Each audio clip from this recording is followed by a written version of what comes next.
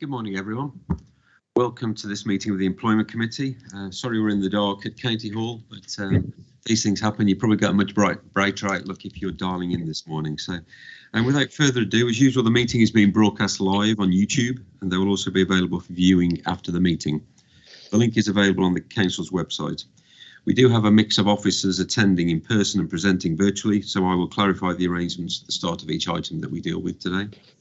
Can I please ask that all members and officers have their microphones on mute until they wish or are invited to speak, and that officers show their video camera only when they are presenting reports, just to try and improve bandwidth. Please ensure that any mobile phones are switched to silent. Thank you. I have received apologies today from Mr. Harrison Rushton, and welcome Mrs. Seaton, who's meant to be attending, but she's not here at the moment. She may be dialing in, so if she dials in, we'll welcome her. And also from Barry Champion, and we welcome Mrs. Richardson, who's substituting for him. I know Barry's next door but one in the Fire Authority, so he's double booked. So, item 1 on the agenda. Firstly, we need to confirm the minutes of the meeting held on the 16th of September, 2021. These are pages 3 to 10 of your agenda pack. I will move as chair that the minutes of the meeting held on the 16th be taken as read, confirmed and signed. Can I have a seconder? Seconded. Thank you, Peter. Morning, Brenda. So I'll note those and moved, and I'll sign those after the meeting. Thank you. Item 2 is question time. I've received no questions from members of the public. Item 3, questions asked by members under Standing Orders 7.3 and 7.5. I've received no questions from members. Item 4, to advise of any other items that the chairman has decided to take as urgent elsewhere on the agenda. I have not been notified of any urgent items. Item 5, declarations of interest in respect of any items on the agenda. Does anyone have any interest in respect of any items? No declarations, thank you.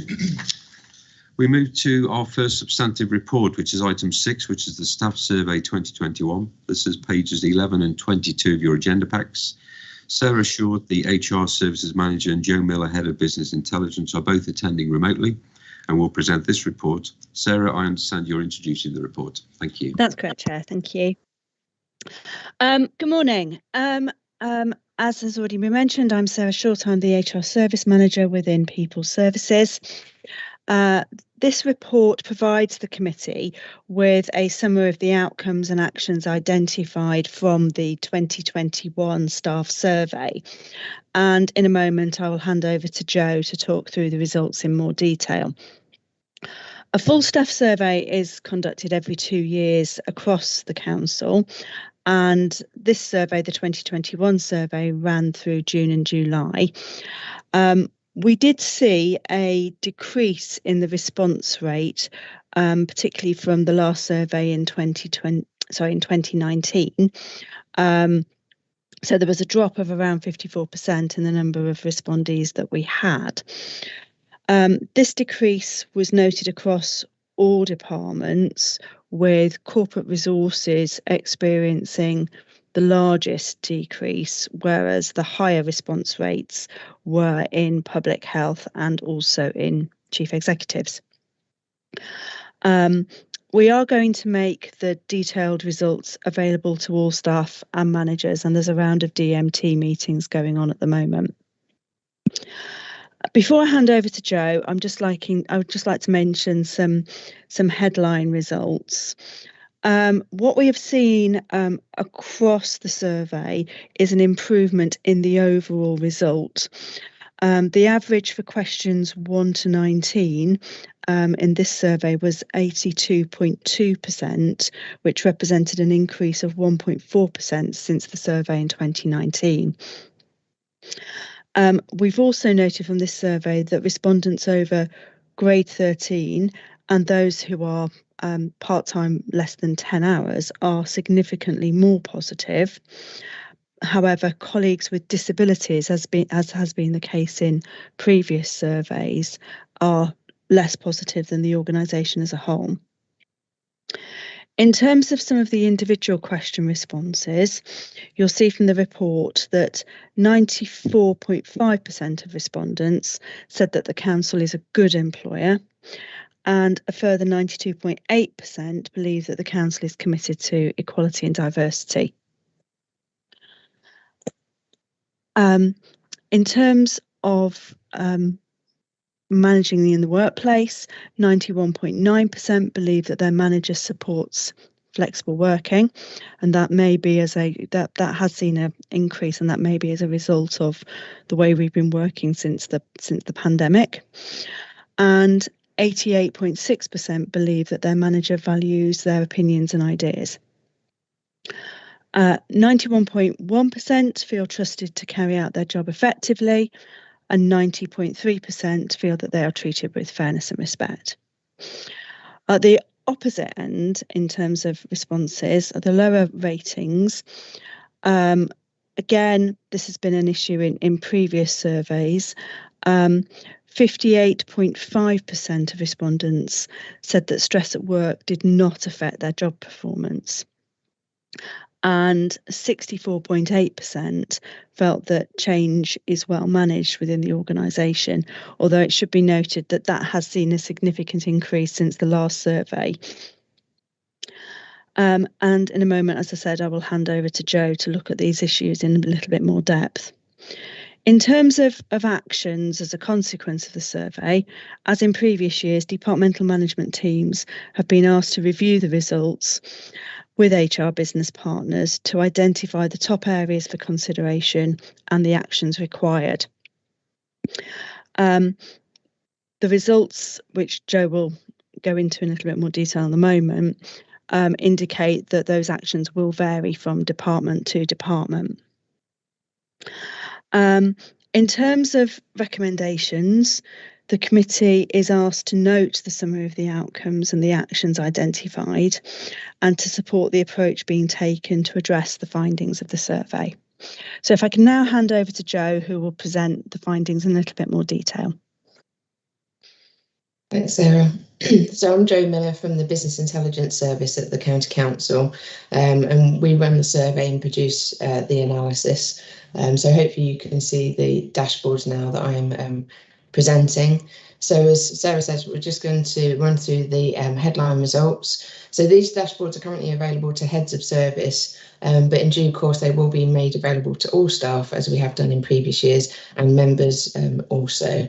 So if we just look at the response rate, as Sarah mentioned, we have seen quite a significant drop in the response rate from 2019 to 38% of staff completing the staff survey. So that was over 2,300 members of staff, but it was a little bit disappointing that we hadn't continued the positive trend of increased response rates that we'd seen in the previous surveys. But we do think this is because we've done quite an extensive series of wellbeing surveys, COVID wellbeing surveys, in the run-up to the main staff survey. So we were feeling that staff felt quite well engaged and had many opportunities to feedback their views, but nonetheless would like to improve that in future years. So if we just look at the headline results, so this graph shows all of the questions in the survey. So we've got 19 attitudinal questions where people agree or disagree with a range of statements. We've then got a couple of equalities questions, and then we ask people to what extent these job factors matter to them at work. The line here is the average for those 19 attitudinal statements, and as Sarah mentioned, the average there is quite high, 82%. If we just pick out some of the highlights, so the highest result is nearly 95% of staff agreeing that the council is a good employer. We've got 93% believing the council is committed to equality and diversity. 92% agreeing that their manager supports flexible working practices. And just over 91% agreeing that they feel trusted to carry out their job effectively. Some of the lowest results, the lowest result here is nearly 59% saying that stress at work does not affect their job performance. So we've got over 40% of staff saying that stress is affecting their job performance. The next lowest is 65% feeling that change is well managed in the council. Then 68% thinking it's safe to speak up and challenge the way things are done at the council. 74% feeling the reasons for change are well communicated to them. And then 75% agreeing they've got their work-life balance about right. We've got just over 8% of staff saying that they'd experienced in the last 12 months some bullying or harassment at work.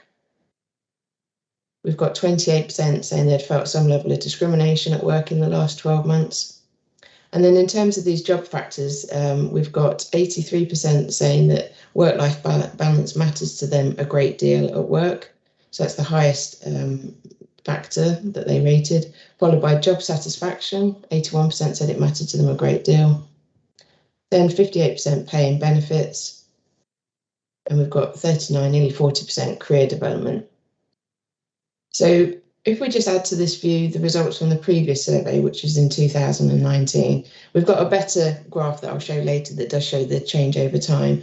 But you can see here, so we've got the lighter grey is the result from 2019, and the darker grey, the latest survey. We can see we've made quite good progress on a number of these corporate kind of My Council measures. So although they're still up some of our lowest scores, we've made really good improvement on feeling that change is well communicated and change is well managed, and also that the council values staff. So given the climate of the last 18 months with coronavirus, they're really positive metrics here. But one of concern is the stress at work not being a problem. So we can see that that's actually gone down over this period. More positively, we can see that bullying and harassment at work has also gone down. So it's a quick look at the headline results.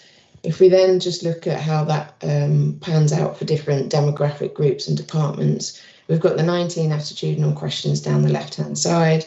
We've got the key demographics across the top and departments.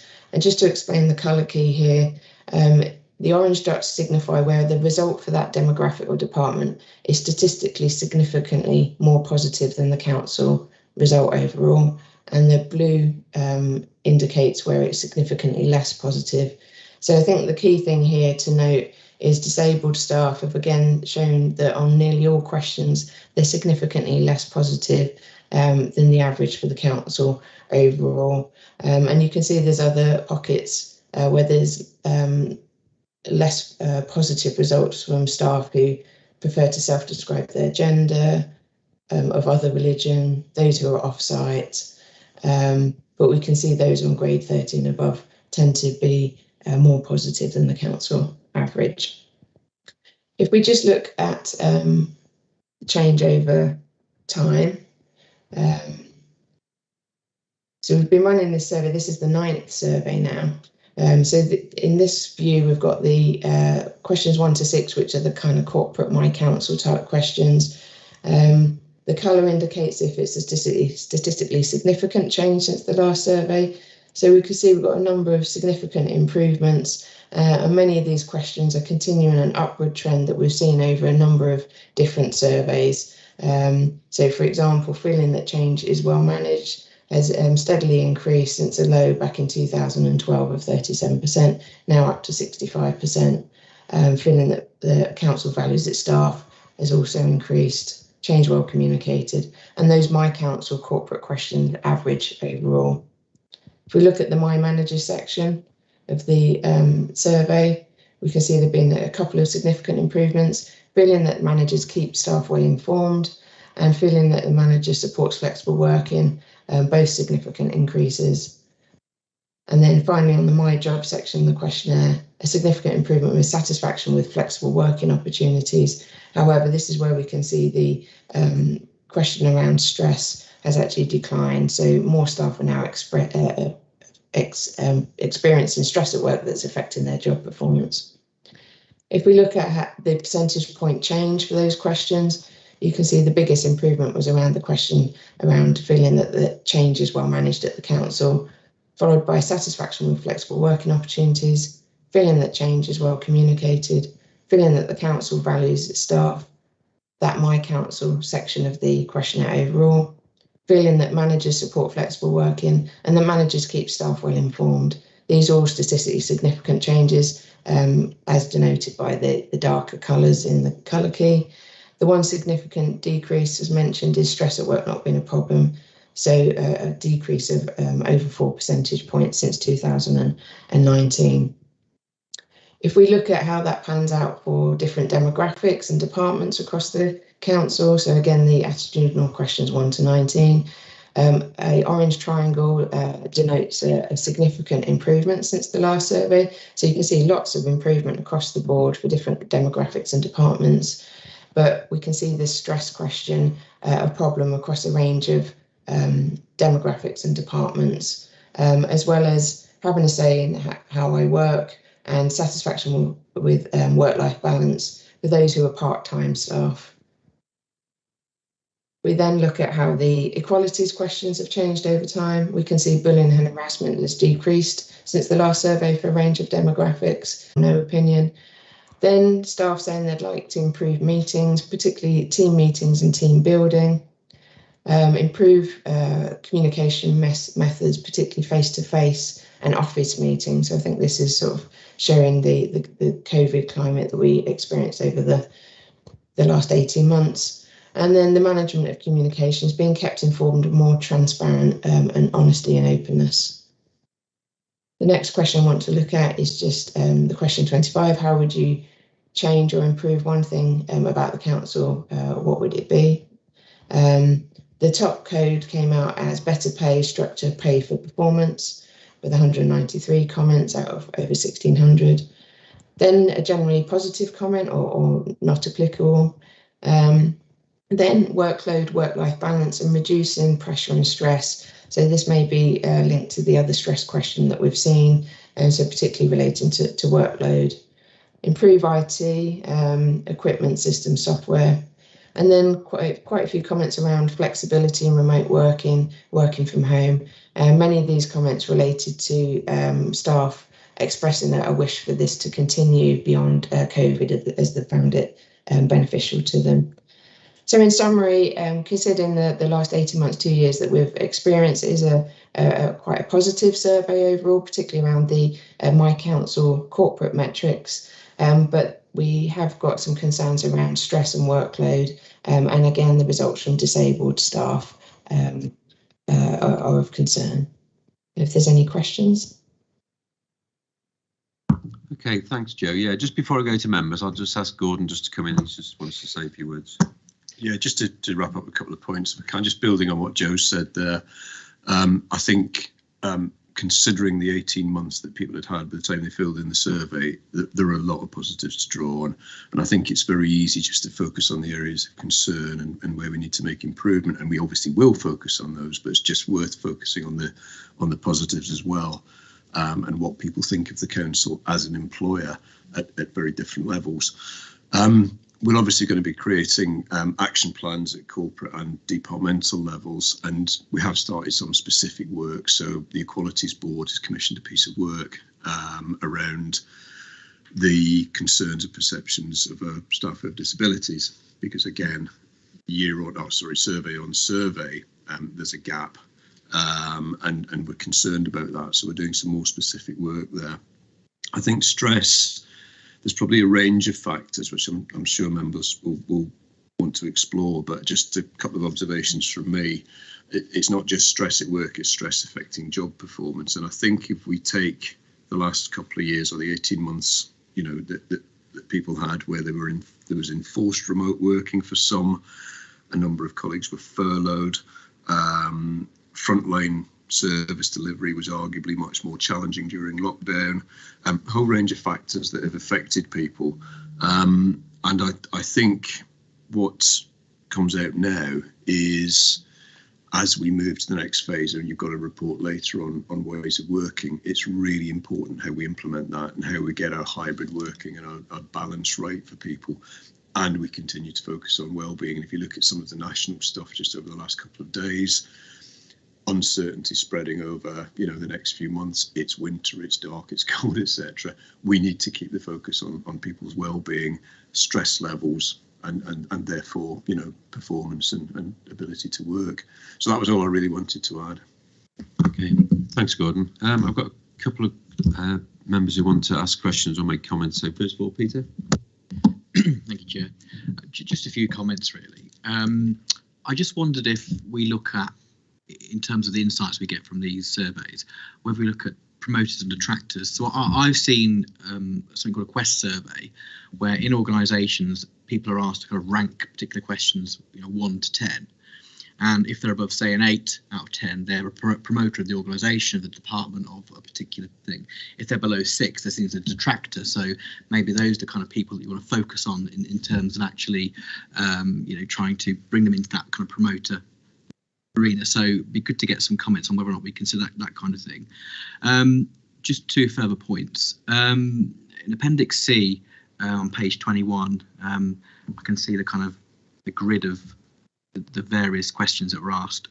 The point about bullying is 8.3%. That, even though that's a low number, it seems quite high to me. That 8 out of 100 employees would say they've experienced bullying or harassment. So I just wonder if we can have a comment on that. And just finally, question 22C about career development. That, in my mind, seems quite low. And I don't know if that maybe infers, I don't know what it infers. Does it infer that people aren't bothered about their career development, or are they motivated? I guess is a question in my mind. So, if the officers have any comments on that, it'd be most welcome. I'm just wondering if Joe could take the first one, and I'm happy to take the second one.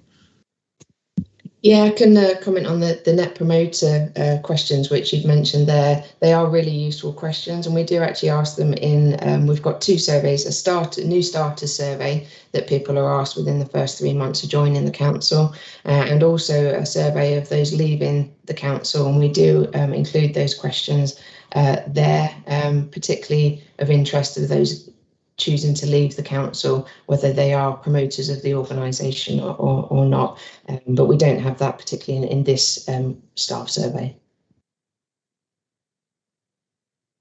Yeah, if I just pick up the second one around bullying and harassment. The question that we ask is very broad, therefore we don't differentiate unless we get to the verbatim comments around whether that's internal or whether it's by clients, members of the public, etc.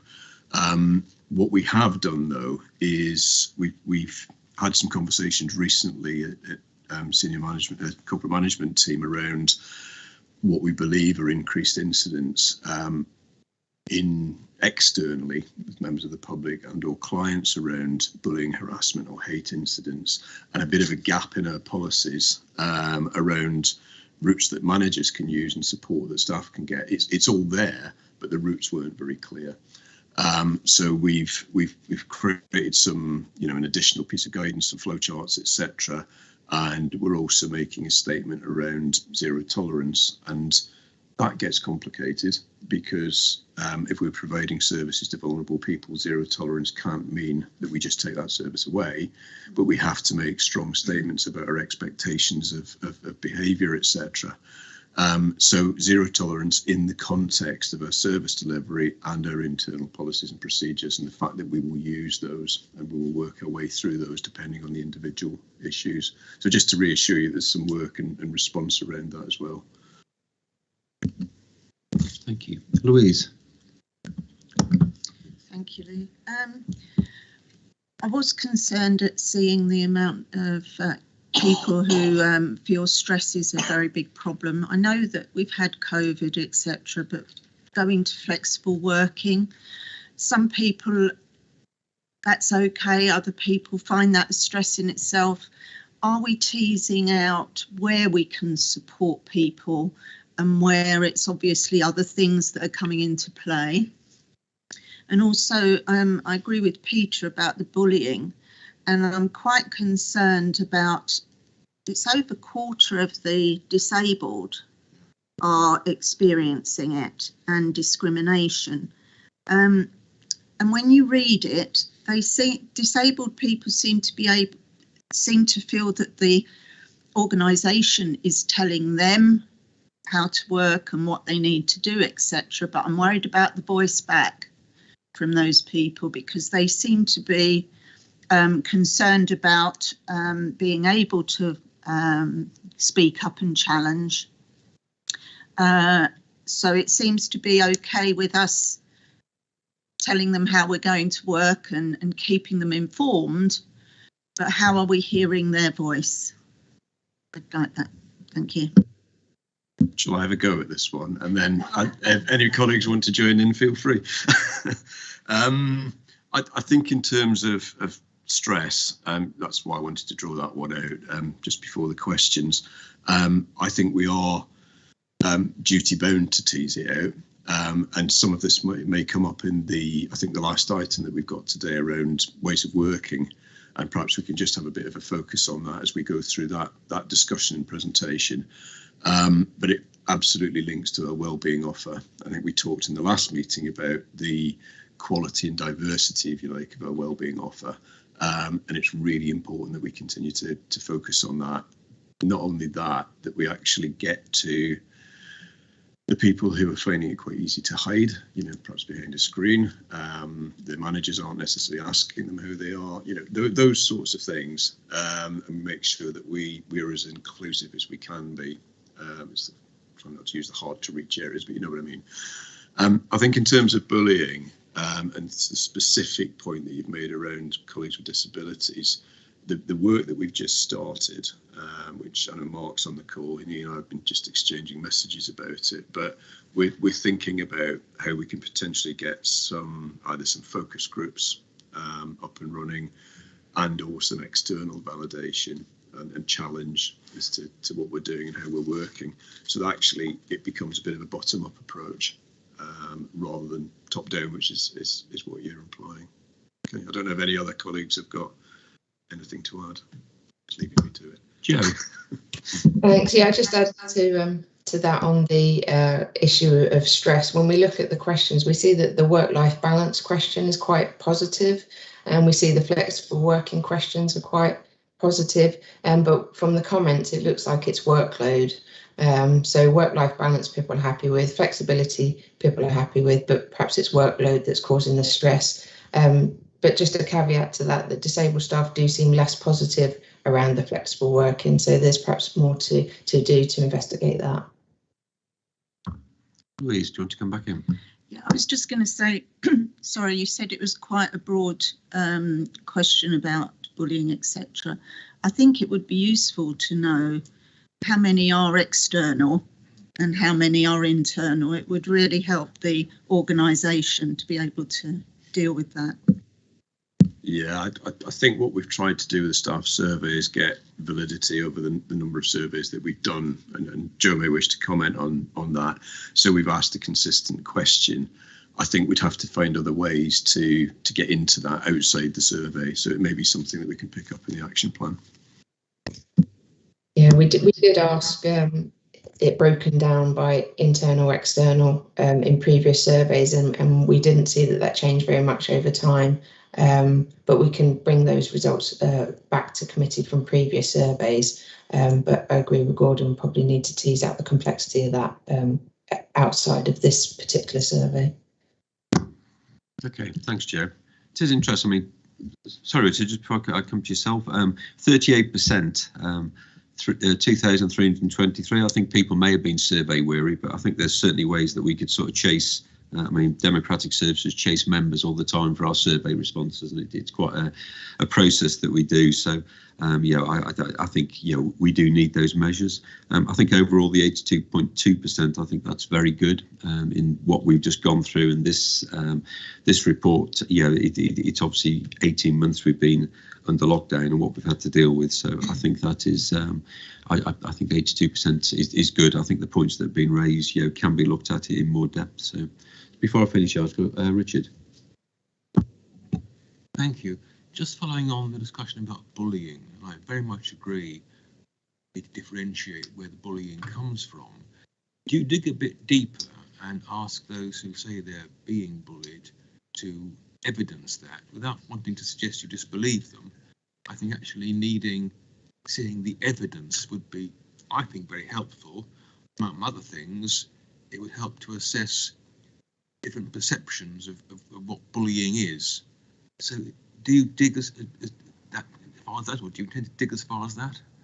I mean, that's certainly part of the conversations that we've recently had with corporate management team around providing those routes for people to be able to report, be able to get the right support, have the incident or the issues dealt with. And I think you're right, what we're perhaps skirting around is definitions and individual perceptions, because bullying could be, It could range from a fairly small individual incident to something that's sustained over a period of time. And so, we can get into how we deal with those issues internally as part of our HR policies and procedures, but also what our messages are to members of the public. Our messages are to our clients as well. And again, we have to differentiate between different groups. We will have, groups of vulnerable people who may act in a certain way and don't mean it, and others who it's very deliberate. So it's complex, and it comes back to individuals. But I think what we've tried to do is make those routes and the support much clearer. Okay. Okay, thank you. Can I just thank Joe and Sarah for the report and presenting. We are asked to note the summary of the outcomes and the actions identified from the 2021 staff survey and to support the approach being taken to address the findings in the survey. Does everyone agree? Happy with that? So, okay, thank you. We'll move on to item 7, which is our next report, Innovating at Work. This is on pages 23 to 26 of your agenda pack. Paul Lowes, Learning and Development Manager, is here in the room and will present the report. Paul, good morning. Thank you, Chair. Good morning, everyone. Sorry, Rosemary's just given me some signals about a video we're going to show you in a minute, so apologies. Rosemary, if it's okay, I'll go through the report, and if you're able to show the video at the end, that'd be great. Thank you. So yeah, the purpose of this report is to let the Employment Committee know about some work we're doing around a learning and development programme called Innovating at Work. This is something that we've been developing in People Services for a little while, working with colleagues in Transformation Unit to develop this programme. It clearly aligns and links to the Council's Ways of Working project, which I know is later on in the agenda this morning is going to be discussed. And it's also a key part of the current people strategy. As we know, innovation is always important for an organisation like a local authority like ourselves. But I think we've all had to adapt. We've all had to innovate over the last 2 years due to the pandemic. We'll all be working in quite different ways than we may have been before.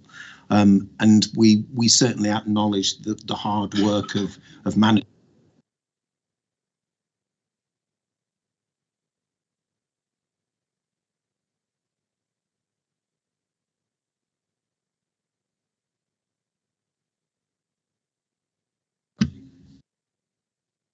Flat batteries, maybe, I don't know.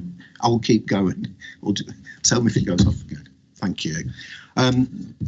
So yeah, lots of dedication, lots of hard work around innovation and changing the way that we deliver our services.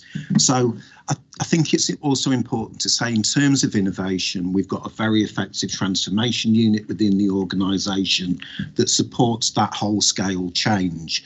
And that's absolutely important in terms of innovation. But also we're talking about those little changes that can be happening on a daily basis where we don't necessarily need transformation support. It's more about changes happening at a management and a team level that improve the services that we offer. So as part of this work, what we have done is engage directly with departments. We've been to departmental management teams and had discussions with them.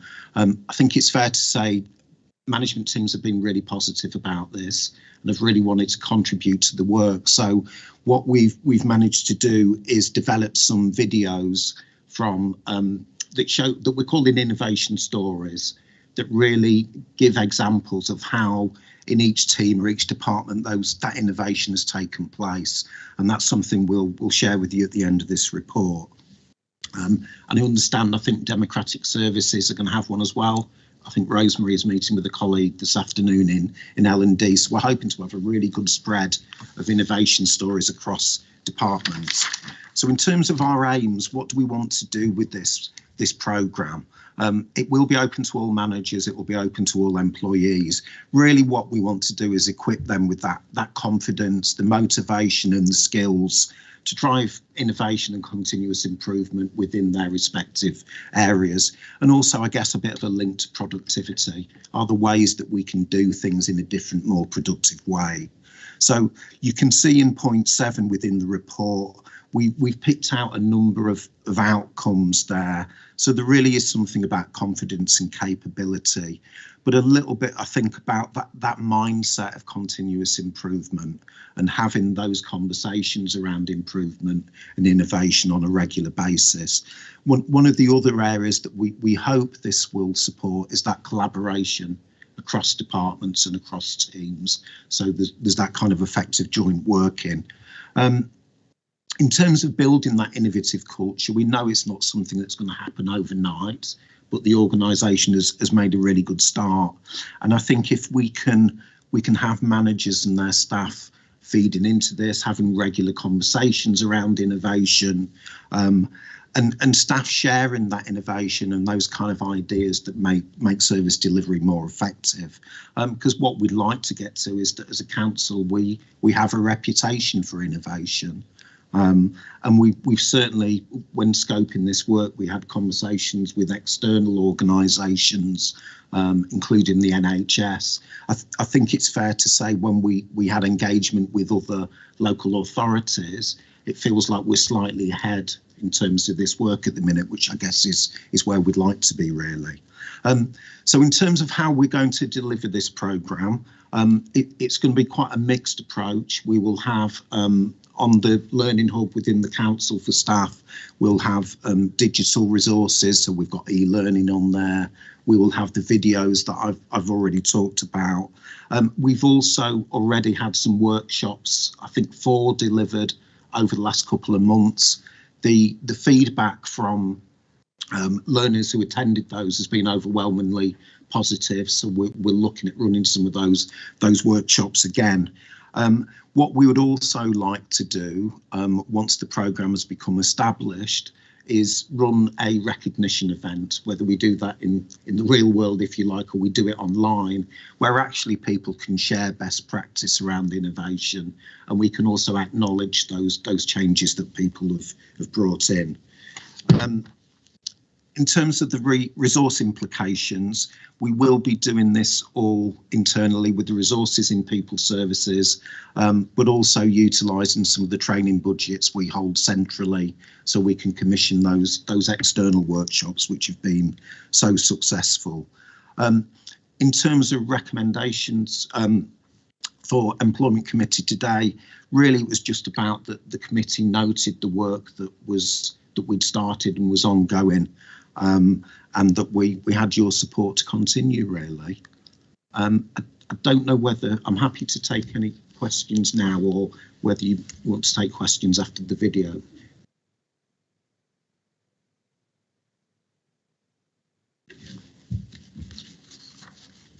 So if I can just, sorry, Rosemary, if I can just give a quick introduction. This is the first innovation story that we've developed. This particular one, we've worked with colleagues in public health to develop this particular story, but this is very much the format we're using for all of these. So yeah, thanks, Rosemary.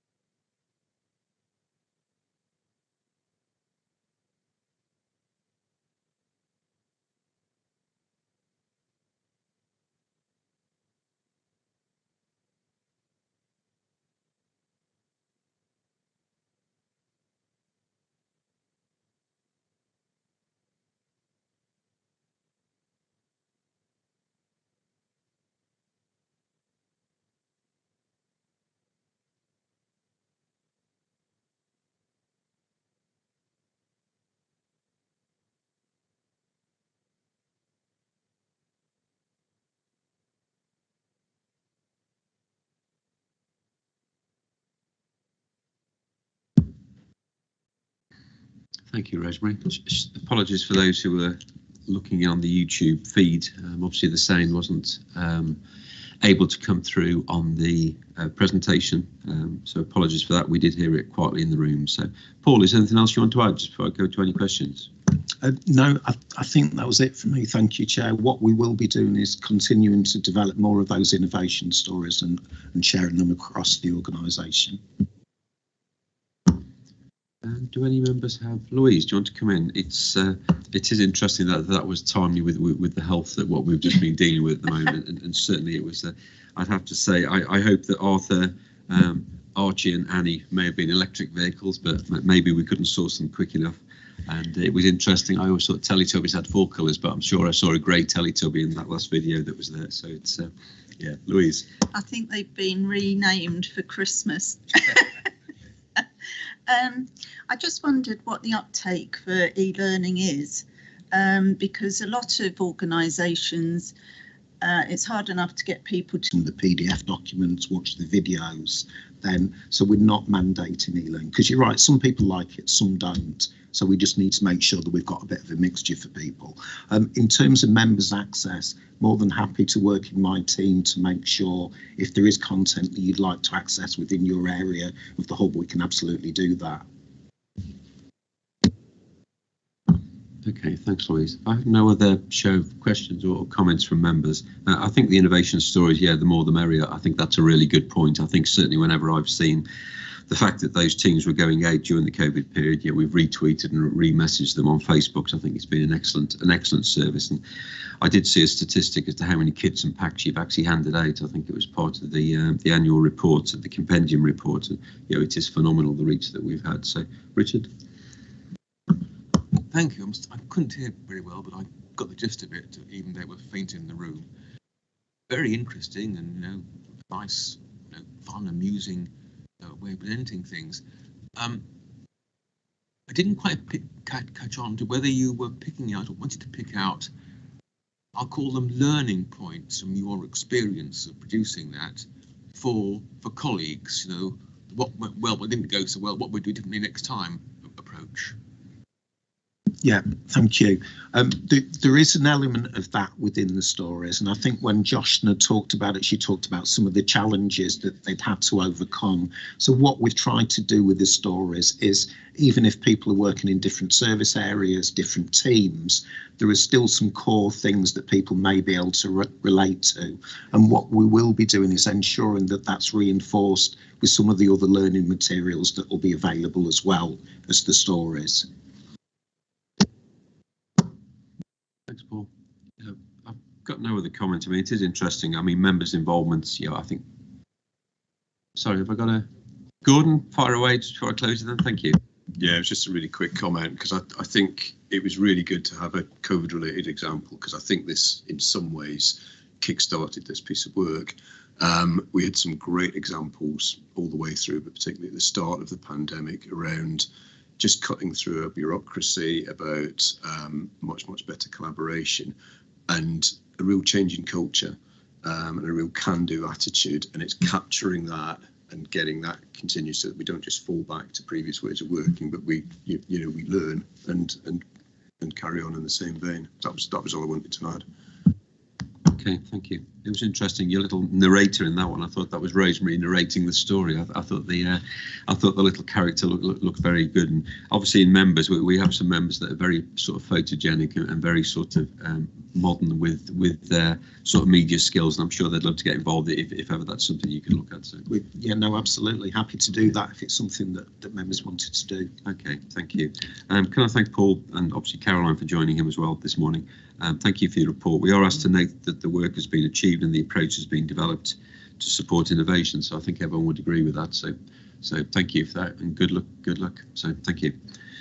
Next item on the agenda is item 8, the Ways of Working update. This is on pages 27 to 32 of your agenda pack. David Scott, Transformation Change Lead, and Mark Foote, HR OD Business Partner, are attending remotely and will now present the reports. I'll hand over to yourself, David and Mark. Thank you. Good morning. So the purpose of today's update is to give Employment Committee an update basically on the progress, decisions and upcoming milestones of the Corporate Ways of Working programme. So we'll go through a lot of that today, and my colleague Mark is here to talk around some of the people and culture elements of it as well.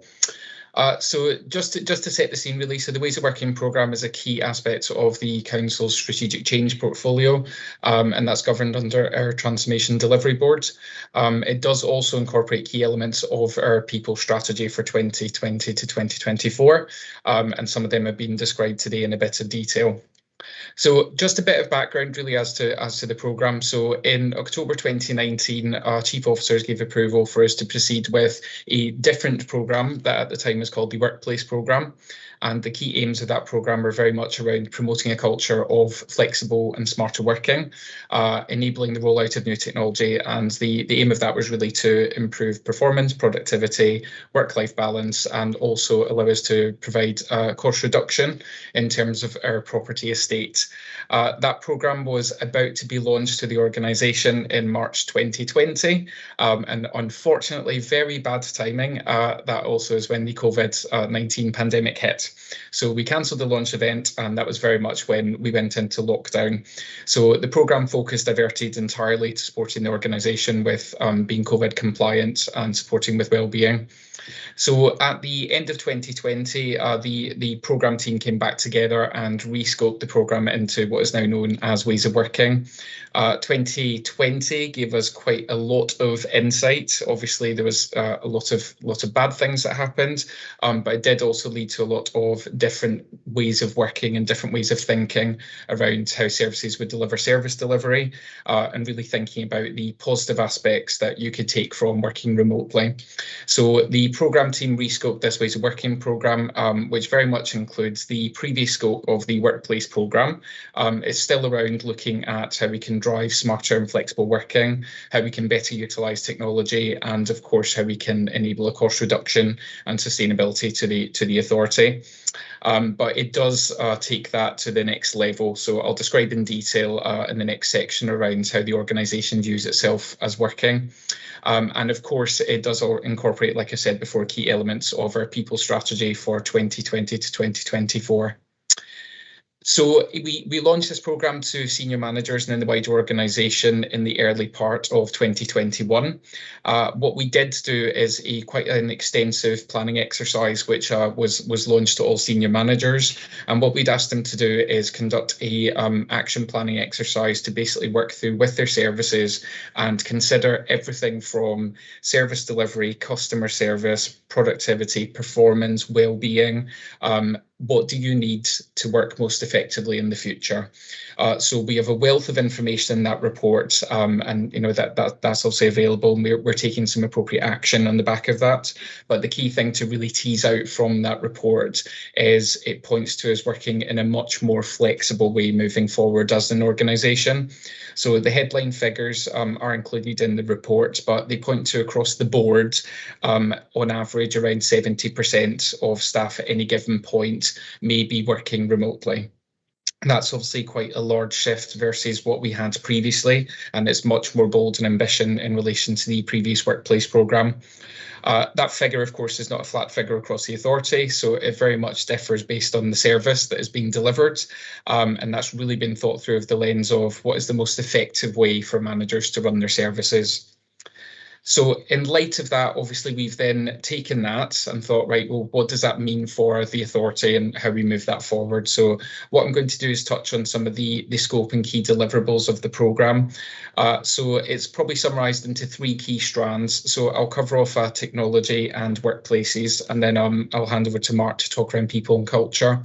So from a technology aspect, what was always on plan was for us to provide staff with the most appropriate equipment to do their job. That had to be fast-tracked dramatically in order to support the organisation in 2020 to work remotely, as a number of staff obviously overnight had to switch from being in the office to working at home. So we had always intended to roll out the right technology to staff in the forms of laptops, 2-in-1s, smartphones, etc. But we really had to ramp that up to support everyone. We continue to work with staff to understand what is the best technology for them to use. So Paul's obviously updated previously on innovation. A lot of services continue to think about better ways to run their service, and that leads to perhaps different technology requirements. So we're continuing to work to make sure that everyone has got the right technology.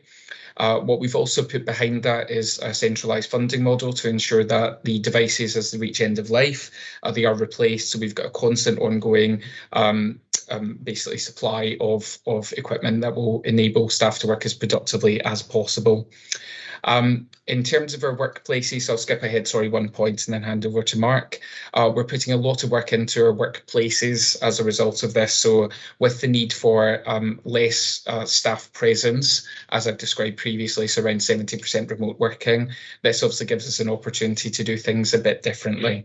So as part of the programme, we're looking at how we can improve income generation, cost reduction through our property estate, how we can really use the properties that we do have better, and what we're looking at is how we can deliver technology and our collaboration layouts within our existing offices to better support performance and productivity.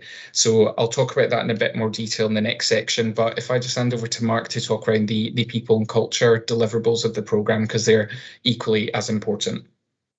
Thanks, David. As the committee can see in the report, we we try to deliver a lot of different range of training, support and tools to help every member of staff really some of the what's only happened through the pandemic, but the different ways of working going forwards. What this means, if I break down to give particularly some examples for the committee, in terms of things like training, there was an immediate need, as you can probably imagine, for things like IT training. So to help people and staff understand, for example, how to use Teams going forward and how they're going to deliver a lot of their services and support and help that they provide through this different way of working through the IT. So there was Teams training. We're also going to looking at expanding that now into things like SharePoint, Office 365 training. So actually staff again have got the skills to know how to work in this different fashion. There's some wider training, I guess, we've also got as well, with things like how to help manage or how to deliver a hybrid meeting similar to the one which we're in now. How managers have to do these and chair these meetings with people dialing in and also people being in the office as well. So the different skills that you need in order to make sure that they're productive. Other bits of training, things that Paul's already mentioned, things like the innovation training, for example, that's a key bit for us going forwards as a council about how we can make sure that we're at the forefront of some of our ways of working, make sure we're not left behind, make sure that we're not only attracting the right people to come and work for us, but that all our staff have got the right skills in order to make sure that we're at the forefront of how we can work and also deliver our services for members of the public who want us to work in a different way and want to receive their services in a different way. Other areas we've got, I guess, as well are things like support in terms of tools. So our one-to-one guidance for managers and how to hold one-to-ones and members of staff has been relaunched just the other week, and including, again, some more tips and hints on how to do those remotely with staff, how to make sure you're talking about their well-being, how to make sure you're managing their performance, perhaps while they're working in a hybrid fashion as well. And our well-being offer is quite considerable and quite varied. I know we touched upon it earlier in one of the early agenda items, and there's been a number of reports previously to this committee about the well-being support that we've provided to people. And this really builds into the ways of working programme as well, to make sure people, if they are at home or working in a hybrid fashion or working remotely from different locations, that not only are they engaged, but they are supported and not left isolated through that, and they don't feel disjointed or disengaged from the organisation. And the final bit, I guess, I want to point out, I guess, is the support also comes through our health and safety areas as well. So they're in terms of not only our policies, but our risk assessments, the DSEs assessments for people. Workplaces, in order to ensure that we can really embed smarter working and really reap the benefits of what that can deliver. What we are planning on doing is making a number of changes to our office model. So this is not something that we have invented ourselves. This is very much something that most organisations who deploy smarter working successfully have done, and they've very much made changes to the office environment so that it's better suited towards more of a hybrid workplace with a mixture of staff being in person, staff working remotely or from meetings and not just be a desk-based culture. So a number of changes that we're looking to make are different types of workspaces. So when you're in, you're not just sitting at a desk. So things like booths, pods, collaboration areas, standardising the desk setup for those that we do have so that they effectively connect to any technology device solutions that we've rolled out. So things like docking stations, etc. And then just really making sure that that overall environment is welcoming, supportive, and has enough space for staff obviously to occupy based on what is needed. So what we're going to be doing is running a pilot. So we're going to be using one room of the County Hall campus to develop a new office model, and we're looking to trial that in early 2022, and then use the findings from that to refine the model and then roll that out to wider areas where staff are based. That will allow us to maximise the use of the space that we do retain and that we do need. I have touched on benefits, which I think is really, really important to tease out from the Ways of Working programme. So changing ways of working, adopting a more hybrid approach to work has significant financial benefits. But what it does is it also has significant non-financial benefits, which I think are even more important to call out. So some of the non-financial benefits of the programme, which kind of align to what's been outlined earlier in today's session, improve productivity and collaboration, reduce travel. So if someone's working more flexibly, there's not necessarily the need to travel as much, both personal commuting and business travel. Something that's very important on the back of that is our environmental impact. This will obviously go a long way towards helping with that. But then just some of the other key metrics as well. So those organisations that have deployed smarter working, it's proven to have a reduction in sickness absence and improve recruitment and retention, particularly around the new generation of workers. This is very high in their agenda, the ability to work flexibly. So it should hopefully help us to improve our recruitment and retention metrics as well. Better work-life balance as well is a very important one, and again that's something that new employees very much look for, and that's been called out in the staff survey earlier as being something that is being really welcome. And then it does provide the opportunity to reduce stress and improve health and well-being just by allowing that better work-life balance. So there's a lot to maximise through this that we need to put a lot of focus onto as we roll out the programme. And that pilot will very much be our key way of testing what is it we need to be considering. So just covering off the rest of the report really. So in terms of next steps, so given how large the programme is, there will be a scrutiny task and finish group, which will be set up. So the first of them commences tomorrow, and that's really to provide an external lens looking at the benefits that I've just outlined and how we can really take them forward. So we'll obviously report back on that through the relevant forums. So in terms of next steps, we obviously have that scrutiny panel, but what we do have as well outside of that, so key next steps for the programme, we're currently supporting with improving and increasing the amount of space within our workplaces. So we've now completed that and we've got enough space to allow staff to come back in up to a reasonable number, should they choose to, based on service need and delivery. But of course, being mindful of the pandemic and obviously those safety restrictions. Our key focus really is working through what Mark has outlined, so around providing the right cultural support and then developing this future office model pilot. So that's really where the programme is going over the next few months and into early 2022, looking at how we can really start to embed this and move it forward. There'll be a detailed focus as well on this around quantifying and basically assuring performance and productivity.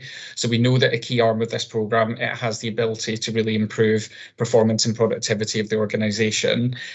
We're not currently, as a whole, as an organisation, working in a flexible way. Obviously, a meeting like this is a good example of a hybrid meeting, but the majority of staff over the past 18 months have been very much working in the office full time for a variety of reasons, or the majority have been working at home full time. We've not really been working in a flexible way. So this pilot that we want to run will really help us to assure what impacts will that have on performance and productivity, and how do we best support that. Obviously, all of this will be supported by a communication engagement plan to take everyone on that journey.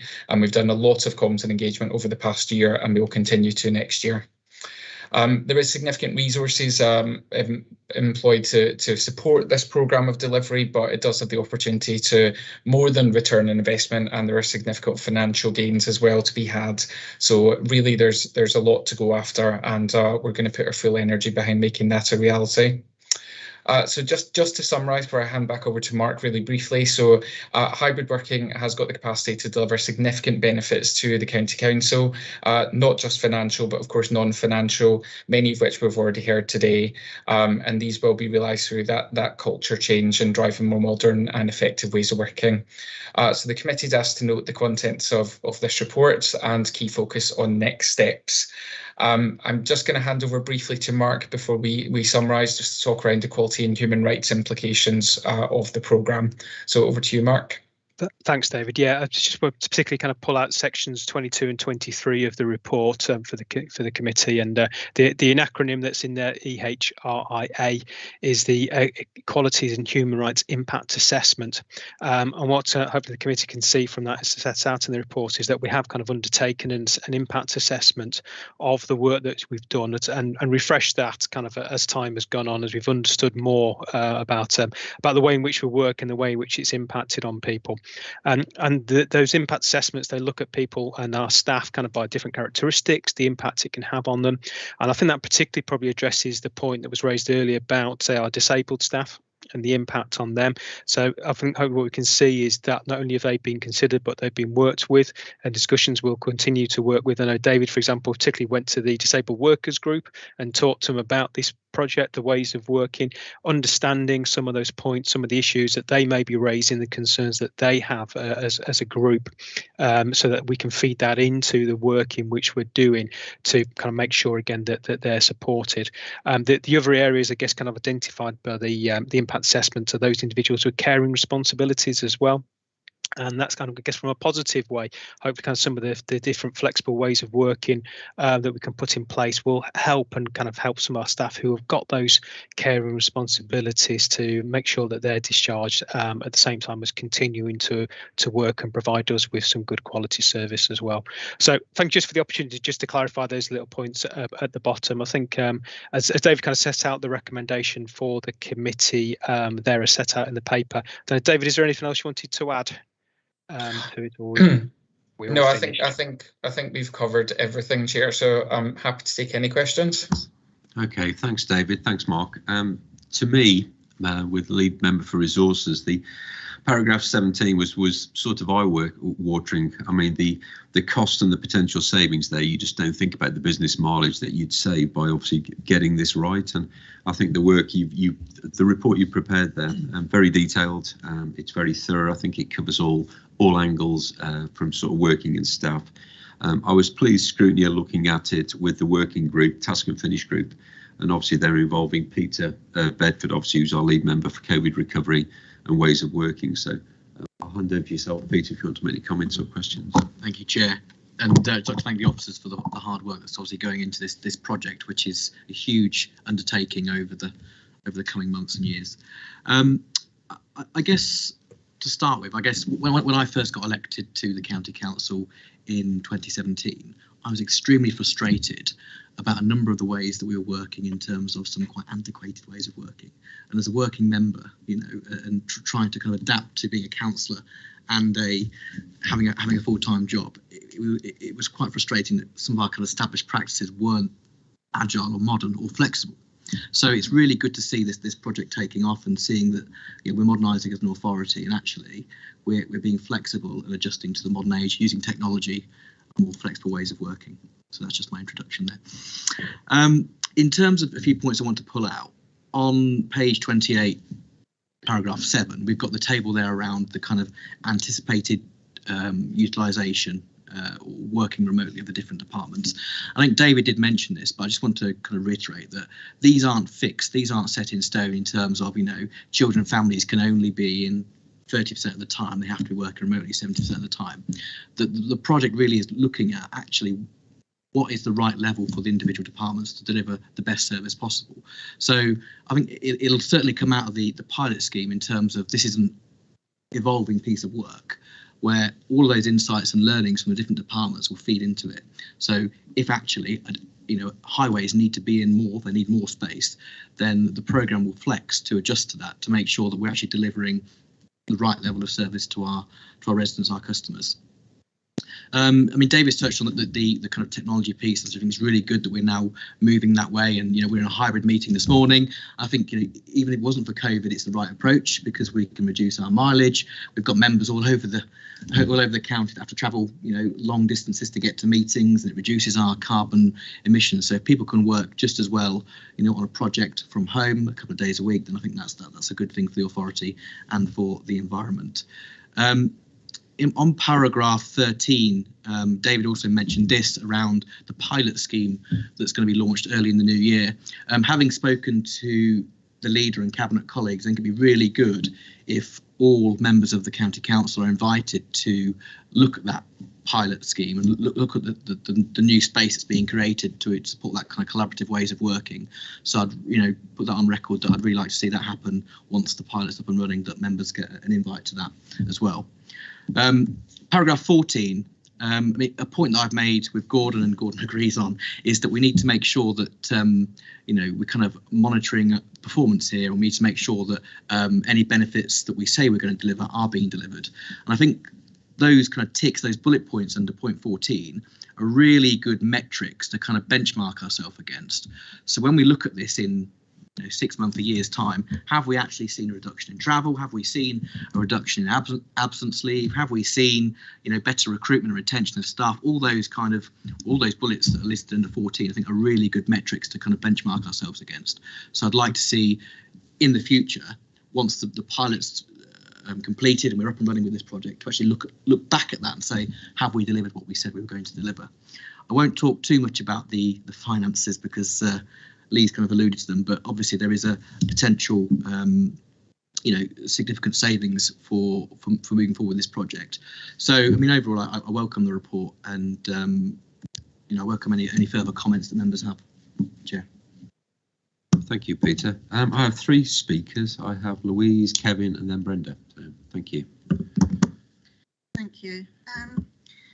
There's been an awful lot of work here done, so I do commend you on all of that. And a lot to go. Can I just ask, with the remote working, are staff going to have to come in for occasional meetings to keep that connection? I ask that because I knocked on someone's door out of the blue and had a conversation, and they're moving out to Norfolk. Now it's productive and deliver my service. On the whole, most of that requires some office presence. Of course, there are services that aren't in the office and they're out interacting with service users. The bulk of them will still require some degree of being in the office. So I'm not aware of any services that are looking to move fully remote. But of course, if that particular member of staff, if their role can dictate that they could be remote the bulk of the time, that's a conversation with that manager, and that may be suitable. So it's very much a model that most people, there's still an expectation we will be in to some degree, and that's really reflected in the feedback that we've had through all the reports. I think touching on the second point, if I may, yes, we are looking at the majority of our offices and workplaces. We're not looking at every asset on the portfolio, as they're all used for a variety of things, of course, social care, various other things. It's primarily where staff are based for work. We've got quite a clear scope of the buildings that are in scope. We're not necessarily looking to reduce dramatically, but more better utilise what we do have through expanding the space, making it more conducive towards performance and productivity. But there is opportunities to perhaps renegotiate how much we're paying or investing. That's of course factored in, and we're continuing those conversations where we can. Okay, I'll bring Gordon in. I mean, I certainly know there's a lot of work going on about this campus and what we do and how we're dealing with it. I mean, whether Gordon can give you a sort of summary, but yeah, there's a lot of work going on with that. So. Yeah, I'm happy to come to that. I was just going to comment on the remote working, and we have had conversations with senior managers around there will be certain roles where we can expand where we recruit from. So, if we don't need people in, people can work effectively remotely for the majority of their time, and they can live at a distance and come into the workplace for well-being, collaboration, team building, see colleagues, etc. on occasions. then we can recruit, from a wider base and widen our pool. Now, there's some roles where that won't work, but we need to take advantage of it, and everybody else will be doing the same. So that sort of notion of national recruitment and not necessarily requiring people to move. And I think that links to kind of looping back to the productivity point that you made, Peter, around yes, we'll absolutely measure what we can, and we'll use, some measurements against the perceived benefits and the intended benefits. We've got lots of other workforce challenges. We look at what's happening nationally, and that's being reflected locally around increased turnover, increased difficulty in recruiting, difficulty in matching salaries that are and pay deals that are being that are changing by the day and the week in some sectors. So there'll be other impacts on efficiency and productivity, and we need to kind of understand the whole picture. Just in terms of County Hall campus, and David may want to comment a bit more. We're looking at how we can use it for us, and we're also looking at how we can lease out whole floors. And particularly talking to the NHS, but there may be other people in the future. And certainly we got into conversations, I think it was in SCG, around actually what we could do is we could lease out, well, we may be looking at a pilot and improving and modernising the, a particular floor for our use. Would we be leasing out a shell, for example, just basic desks and provision for IT, but we could create options whereby for an increased charge, we actually do that in a more modern way if that's what the customer was interested in. So we're trying to look flexibly at what the opportunities are, but recognising that we've got good quality accommodation, we've got the infrastructure to support it, and we need to maximise the benefits of rental. David, is there anything that you want to add to that? I think you've covered the majority of it, Gordon. I think the only thing to just expand upon and just reiterate is very much those numbers that are outlined in the report with regards to how services see themselves operating. Like it's already been said before, those are indicative. So that pilot very much is going to help us to unlock what is needed. So it's very much, let's put staff needs first and establish what that looks like before we then move wider with rental. We do have some short-term rental opportunities we are looking at that we know we can take advantage of. So we're not going to compromise any operations, of course. So we'll just need to keep an eye on that and monitor it throughout the pilot period. Okay, Louise, thank you. Kevin. Thank you, Chairman. It's paragraph 7 in that table, actually, that I'm just querying, really. The figures for remote working for public health are 20% higher than those for environment and transport, 82% against 62%. I would have thought it'd be the other way around. I thought public health would be beavering away doing their work at this end, whereas environment and transport will be out there in the wild, gathering data and putting data together. Just a comment, really. If I'm hoping you've got the numbers the right way around. Yes, we definitely have the numbers right way around. They have been checked. Public health, in terms of their office presence, they already had quite a degree of flexible working in place, and that's something they continue to expect, very much out and supporting the wider obviously county. The environment and transport figures, they are a very large department, so primarily obviously roles that need to be out interacting, they're 100% out there. Which is why as the department, their figures slightly lower than some of the others, because they do have quite a large force that needs to be out the majority of the time. Thanks, Kevin. Brenda.